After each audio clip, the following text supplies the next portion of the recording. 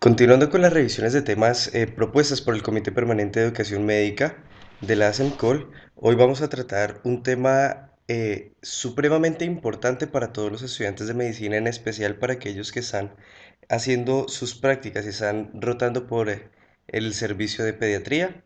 Hoy vamos a hablar sobre reanimación cardiopulmonar en pacientes pediátricos.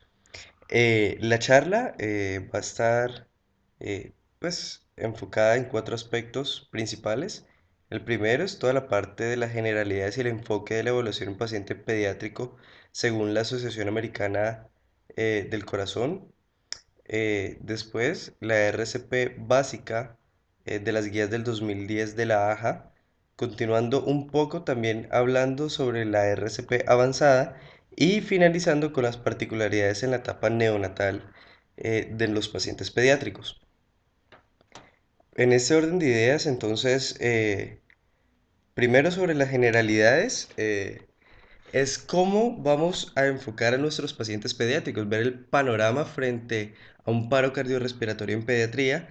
Y con esto es que debemos entender que si una reanimación cardiopulmonar hecha extrahospitalariamente por personas capacitadas y con los conocimientos básicos para poder realizar una RCP buena y de alta calidad, es eficaz y disminuye el daño neurológico hasta en un 70% de las ocasiones. Esto es importante y es relevante, pues por todas las implicaciones eh, de las complicaciones y del estilo de vida futuro de nuestros pacientes pediátricos. Entonces, después de eso, debemos enfocarnos en la etiología según el grupo etario, pues los pacientes pediátricos, los grupos etarios no todos van a tener la misma etiología. Por ejemplo, en el recién nacido, la principal etiología de paro cardiorrespiratorio es la insuficiencia respiratoria, mientras que en el lactante ya podrían venir siendo enfermedades respiratorias, obstrucción de la vía aérea, puesto que los niños son muy juguetones y muchas veces empiezan a jugar con elementos de un tamaño muy pequeño, la inmersión, porque ya empiezan en la etapa de caminar, entonces generalmente en las casas donde hay piscinas o en la parte de los paseos, caen hacia las piscinas y la parte de la inmersión juega un papel muy importante en ellos. La sepsis, como otro de los factores para que los pacientes entren en paro cardiorrespiratorio por la falla ventilatoria que esos pacientes presentan generalmente en su trabajo respiratorio compensatorio y algunos otros tipos de enfermedades neurológicas. Ya en los niños más grandes, en los niños escolares, el trauma, junto con los adolescentes, es la principal etiología de paro cardiorrespiratorio. Entonces, los factores que desencadenan el paro cardiorrespiratorio en niños pueden ser divididos en tres: en los respiratorios, en los circulatorios, en los cardíacos. En los respiratorios, iniciamos con una dificultad respiratoria que posteriormente nos puede llevar a una insuficiencia respiratoria, posteriormente insuficiencia cardiopulmonar y desencadena el paro cardiorrespiratorio. O si no, se salta el paso de la dificultad respiratoria y pueden entrar en insuficiencia respiratoria de una vez, con posterior insuficiencia cardiopulmonar y posterior paro cardíaco. En la parte de los circulatorios, como por ejemplo el shock, y encontramos en el shock toda la distinta variedad de shocks que se pueden presentar, ya sea shock séptico, que hace parte del mismo shock distributivo, un shock cardiogénico, un shock hipovolémico, entre otros, pueden llevar de una vez a la insuficiencia cardiopulmonar con posterior desarrollo del paro cardíaco. Y por último, los cardíacos que simplemente desencadenan el paro cardíaco establecido. Entonces, la cadena de supervivencia en pediatría es diferente a la cadena de supervivencia en adultos. Como nosotros podemos ver, el primer eslabón en la cadena de supervivencia en pediatría es la prevención. Es muy importante en la cadena de supervivencia del paro cardiorrespiratorio porque la mayoría de los accidentes o de la mayoría de los paros cardiorrespiratorios que presentan nuestros pacientes pueden ser prevenibles. Mientras que pues en los adultos no, los adultos ya tienen diferentes etiologías. En los adultos el primer eslabón de supervivencia es activar el eslabón de supervivencia, llamar a los servicios de supervivencia. Después de la prevención en los pacientes pediátricos, viene el inicio de compresiones de alta calidad Después vamos a activar el sistema de emergencias.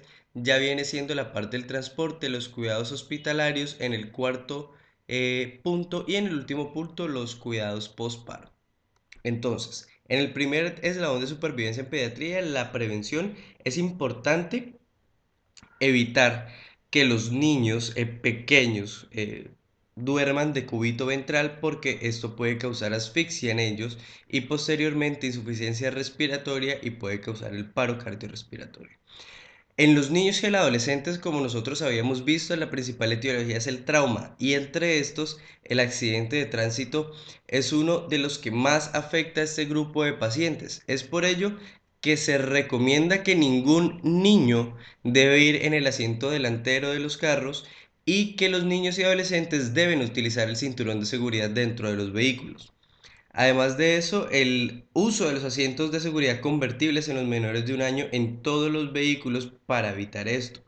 A nosotros nos hacían una pregunta alguna vez en una jornada de actualización de pediatría en la que si son de verdad accidentes los que presentan nuestros pacientes o son falta de cuidados o falta de prevención de este tipo de sucesos. Entonces, por eso es importante que los niños menores de un año tengan los asientos de seguridad convertibles en los automóviles. Además de eso, evitar que los menores de 12 años viajen en el asiento delantero porque el cinturón de seguridad no va a cubrir bien de forma adecuada y no va a cumplir su función como debería hacerlo. Además, el uso de casco y elementos protectores al conducir una bicicleta en los niños para prevenir algún tipo de lesión o de trauma cráneoencefálico que pueda causar posteriormente el paro cardiorrespiratorio. Importante en las personas que tienen piscinas en sus casas o en los conjuntos residenciales en los que hay piscinas, es importante colocar las vallas en las piscinas del hogar, también de su conjunto, y supervisar a los niños cuando estén jugando cerca a estos cuerpos de agua, porque recordemos que la inmersión también es, eh, es una etiología importante en el paro cardiorrespiratorio en pediatría. Y además de eso, la prevención de quemaduras, las heridas por arma de fuego y las intoxicaciones. Y esto se hace de manera muy sencilla. Simplemente, pues cuando se esté cocinando, evitar que los niños ingresen a la cocina, que se tengan elementos calientes, evitar que los niños estén ahí.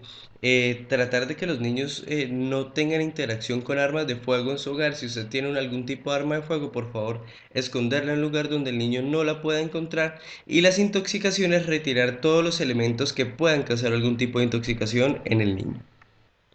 Bueno, respecto a los pacientes pediátricos, entonces el enfoque que le debemos dar a la reanimación es el primero, debemos evaluar. Después de evaluar al paciente, lo debemos categorizar para sí mismo decidir si vamos o no vamos a realizar la reanimación cardiopulmonar y si decidimos hacerlo, pues actuamos a realizarla y hacer todos los pasos que vienen a continuación.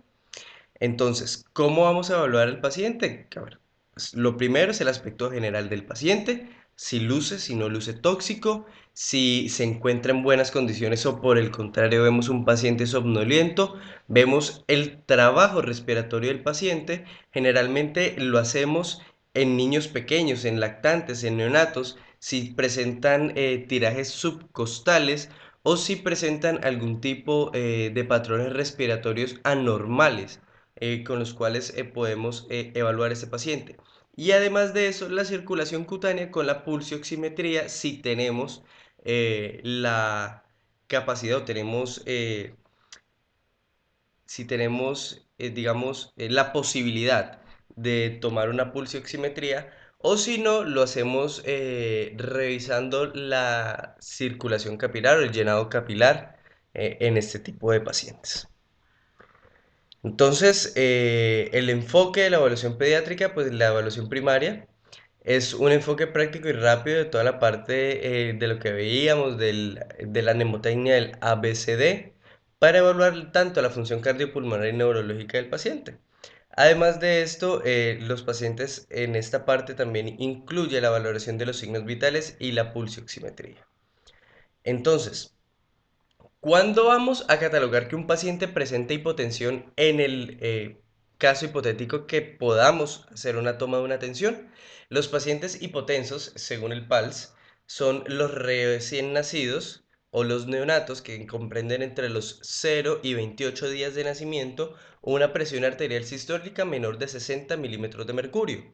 Los lactantes que comprenden desde el primer mes de vida hasta el año de vida una presión arterial sistólica menor de 70 milímetros de mercurio, y los niños que comprenden de 1 a 10 años una presión arterial sistólica menor de 70 milímetros de mercurio más 2 por la edad. Eso nos quiere decir que un paciente de 5 años que nos presente hipotensión sería aquel paciente que tendría una cifra, una tensión arterial sistólica de un paciente de 5 años tendría una cifra tensional de 2 veces la edad, o sea, 5 por 2, 10, más los 70 serían 80 milímetros de mercurio. Y ya en los pacientes mayores de 10 años, una presión arterial sistólica menor de 90 se cataloga como hipotensión, y es por ello que debemos evaluar estos pacientes para pues catalogar y decidir qué vamos a hacer con ellos. Además de eso, también vamos a encontrar algunos posibles hallazgos de gravedad según nuestra valoración del ABCD.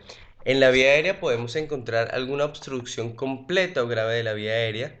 En la B de respiración, de breathing, la buena respiración, podemos encontrar que el paciente esté presentando algún tipo de trabajo respiratorio, o que el paciente esté en apnea, o que el paciente esté en bradipnea. En la parte de la circulación, que es la C, los pacientes pueden pues, tener ausencia de los pulsos detectables, o pueden estar mal perfundidos, un llenado capilar mayor de 3 segundos, o pueden estar hipotensos, o pueden presentar una taquicardia secundaria a a tratar de estabilizar o tratar de compensar el gasto que está teniendo su cuerpo, o el paciente pues ya puede estar presentando bradicardia, que es un signo de mal pronóstico. En la D puede haber un déficit neurológico, o sea que el paciente puede tener el estado de conciencia deprimido o alterado. Y la E pues ya sería en un centro asistencial, que sería el examen sin ropa, en los que debemos tener cuidado porque los pacientes pueden llegar a tener hipotermia significativa. Podemos revisar que el paciente no tenga sangrado, que no presente petequias o que no presente distensión abdominal, que nos puedan sugerir que tal vez el paciente haya presentado un trauma abdominal. Entonces, en el enfoque de la evaluación pediátrica, que es ya la parte de la evaluación secundaria, tenemos la mnemotecnia del sample, que la S nos va a significar los signos y síntomas que presenta el paciente, la A si el paciente es alérgico o no es alérgico, la M si el paciente consume algún tipo de medicamentos, la P que son los antecedentes, la parte de la historia clínica previa, la L son los líquidos y la última comida recibida por la parte del paciente, y el E son los eventos que tal vez llevaron al paciente a la enfermedad que está sufriendo en este momento. Después de eso se tiene que hacer el examen físico cefalocaudal correspondiente. Y en la evaluación terciaria ya viene siendo pues toda la parte de los paraclínicos, las imagenologías y otras pruebas que tal vez nos ayuden a establecer un diagnóstico y el estado fisiológico del paciente. Y entonces aquí es muy importante el personal de enfermería, porque va a ser el que nos va a apoyar en la valoración y en el establecimiento de las prioridades. Ya entrándonos un poquito a lo que son las guías de RCP básica de la AJA del 2010, encontramos algunos puntos claves que ellos nos hacen énfasis. El primero, obviamente, la prevención, como lo habíamos tratado anteriormente. Se tiene que reconocer el paro, se tiene que hacer una RCP de alta calidad, que lo vamos a tratar más adelante, se tiene que activar el sistema de respuesta, y se tienen que después tener los cuidados postparo, la educación y la implementación y los equipos necesarios. Entonces, las definiciones según los grupos de edad. ¿Qué pacientes son los neonatos? Como les habíamos dicho, son los pacientes inmediatamente que nacen hasta los primeros 28 días o incluso se puede tener que 30 días después de su nacimiento. Los lactantes son los pacientes que van desde el periodo neonatal, o sea, desde los 30 días de vida hasta el primer año de vida, y el niño es el paciente que va desde el primer año, o sea, desde el primer año de vida hasta los 10 o 12 años, que ya viene siendo la adolescencia. La pediatría nosotros la manejamos entre rango de edades y nuestro campo de acción va hasta los niños de 14 años. Entonces, hay algunos cambios en la reanimación, pero esto no aplica para la parte de neonatos. Solamente para la parte de lactantes, de niños y de adolescentes se cambió del ABC al CBA. En neonatos es algo absolutamente diferente que no vamos a tratar en esta parte. En los niños se ha puesto la mnemotecnia del CBA, que primero lo primordial son las compresiones, seguido de la vía aérea y después de la ventilación. Entonces, antes de iniciar las compresiones, ¿qué es lo que tenemos que hacer? Tenemos que reconocer el paro. ¿Cómo vamos a reconocer el paro? Vamos a mirar si el niño responde o no responde, si respira o no respira, o si solamente jadea o bloquea, que el niño hace... Entonces, después de eso, de tratar de reconocer el paro, el profesional de salud o la persona que vaya a ser la encargada de realizar la reanimación debe tomar el pulso por máximo 10 segundos. En lactantes se toma el pulso braquial y en los niños ya se toma el pulso carotídeo. Después de eso, si se tiene algún tipo de duda o definitivamente no se siente el pulso, se activa de forma inmediata el sistema de emergencia. Como lo había dicho anteriormente, solo en aquellos casos en los que se encuentra el pulso con total seguridad y el niño no respira o solamente jadea o laquea, se inician ventilaciones. Cuando hay pulso pero no hay respiración, solamente se inician ventilaciones de 10 a 20 ventilaciones por minuto, las cuales son de rescate. En conclusión, se deben hacer una ventilación cada 3 a 5 segundos hasta que el niño recupere la ventilación de forma espontánea. Cuando se hacen las ventilaciones, también se debe reevaluar el pulso cada 2 minutos sin demorarse más de 10 segundos. En la parte de la circulación se deben hacer las compresiones antes de evaluar la vía aérea. Entonces se debe evaluar el paciente y si no hay pulso o se tiene alguna duda o hay signos de hipoperfusión, se deben realizar las compresiones de forma inmediata. Entonces vamos a ver más adelante cuáles son las compresiones de alta calidad, que son las siguientes. En los niños menores de un año, pues la compresión debe ser de al menos 1/3 del diámetro anteroposterior del tórax y de 2 pulgadas en la parte de los niños, o sea, 4 centímetros en lactantes y 5 centímetros en los niños. Debe ser de al menos 100 compresiones por minuto, de ahí no se puede bajar. Y se debe permitir una expansión torácica completa entre compresiones y además de eso se debe minimizar al máximo las interrupciones entre compresiones. La frecuencia de compresiones depende a la cantidad de reanimadores que se tenga. Si hay un reanimador, se hacen 30 compresiones por cada 2 ventilaciones. Eso quiere decir que usted cuenta 1, 2, 3 hasta llegar a 30, se hace una ventilación, 2 ventilaciones y se vuelve a reiniciar con las compresiones. En el niño menor de 2 años, el niño menor de 1 año, la forma correcta de hacer las compresiones es que se le debe sujetar el tórax con las 2 manos y los pulgares adelante y los otros 2 dedos atrás. Los pulgares no pueden ir uno encima del otro, sino que deben ir paralelos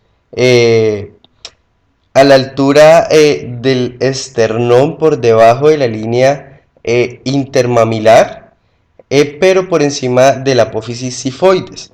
Se debe presionar con fuerza a esta altura y se debe hacer mínimo 100 veces por minuto y el pecho debe hundirse aproximadamente 4 centímetros. En el mayor de un año, ya se hace con la base de alguna de las dos palmas de las manos sobre la mitad inferior del esternón, entre la línea intermamular y la escotadura esternal. Y evitar comprimir sobre el apéndice sifoides porque podemos complicar el cuadro clínico del paciente. Y se debe comprimir mínimo 5 centímetros del diámetro anteroposterior del tórax. Entonces, como les había dicho, frecuencia de 30 compresiones, 2 ventilaciones si es un reanimador, o 15 compresiones por 2 ventilaciones si son 2 reanimadores. Y a los pacientes se les debe evaluar cada 2 minutos y vamos a parar las compresiones cuando encontremos que el paciente tiene una presión arterial fuerte, que tiene una presión que ha recuperado la frecuencia cardíaca. Pero además de eso, debemos hacer una presión fuerte y rápida de las compresiones para que sean de alta calidad y se debe liberar de forma completa para permitir la reexpansión del tórax y minimizar las interrupciones entre compresiones.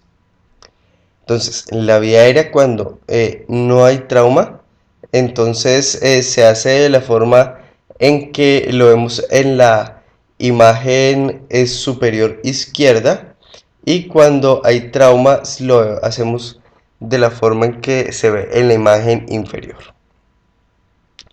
Entonces, si el niño está inconsciente, se debe colocar sobre una superficie plana y dura de cúbito dorsal y se debe indagar por el antecedente de trauma. Entonces, ¿cómo se despeja la vía aérea? Se hace con la maniobra frente-mentón, en donde se coloca una mano sobre la frente y se empuja la palma hacia atrás, y después se colocan los dedos bajo la mandíbula cerca del mentón. Posteriormente se levanta la mandíbula y se lleva el mentón hacia arriba.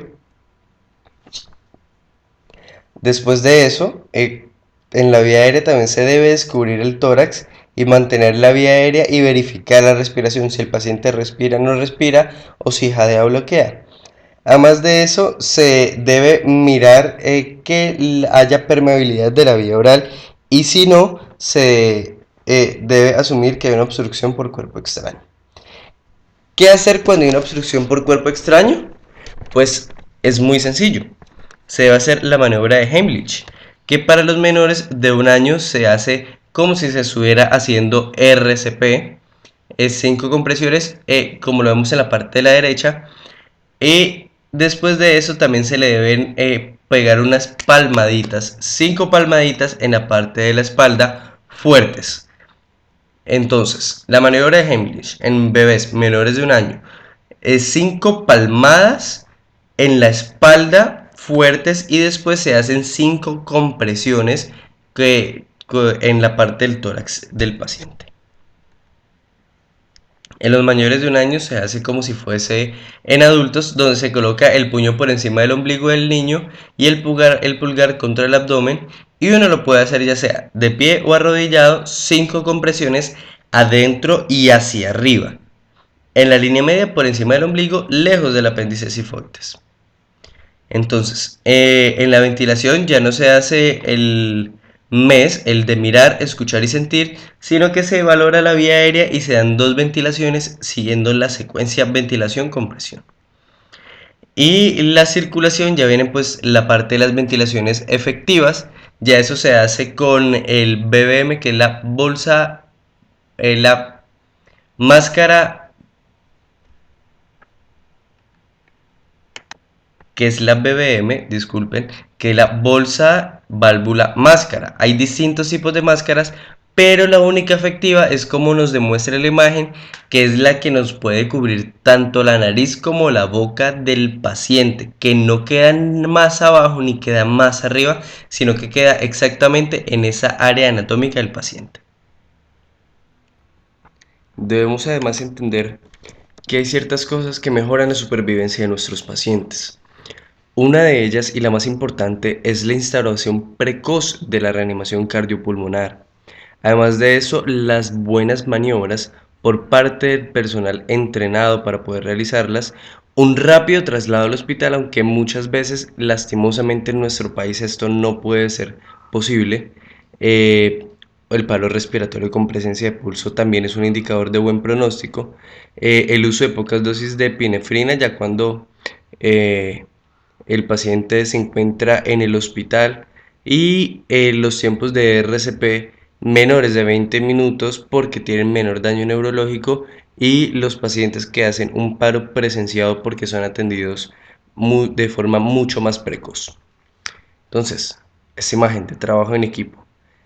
Se debe hacer un trabajo en equipo con coordinación, análisis de cada una de las acciones a realizar durante la reanimación, en caso de que estemos con alguna otra persona y que podamos hacer una reanimación eficaz. Porque como lo vemos en la imagen, si no hay buena comunicación, si no se hace un buen trabajo en equipo, en lugar de estar beneficiando a nuestro paciente, lo que vamos a hacer es causándole un mayor mal.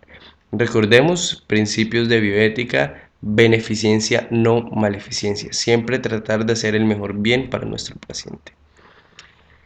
Conclusiones.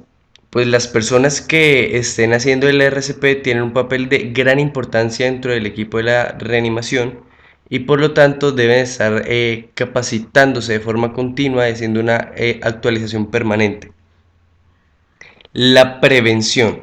Nunca se nos olvide, por favor, en pacientes pediátricos, prevención eh, hace que la reanimación cardiopulmonar pase a un segundo plano. O sea, la prevención es supremamente importante porque evita que todos hagamos reanimación cardiopulmonar. Y además de eso, las guías y todo lo que estamos haciendo acá debe difundirse en diversos espacios y que estén al alcance de todas las personas que lo quieran hacer para que se aumenten las cifras de reanimación exitosa a nivel extrahospitalario. No siendo más, les agradezco por este tiempo, valioso tiempo, que me han dedicado a escuchar esta pequeña presentación hecha por parte del oficial local de educación médica de los EMSUR hacia el Comité Permanente de Educación Médica de la ASEMCOL, y recordar por favor que los pacientes pediátricos no son adultos pequeños. Recordar hacer énfasis también en la prevención y que por favor seamos responsables al momento de estudiar y seamos responsables al momento de adquirir este tipo de conocimientos, porque tal vez hoy sea una persona extraña o ajena a nosotros, pero tal vez el día de mañana pueda ser algún familiar, un hermano, un sobrino o incluso a nuestros propios hijos. No siendo más, me despido, les reitero nuevamente los agradecimientos y nos veremos en una próxima ocasión.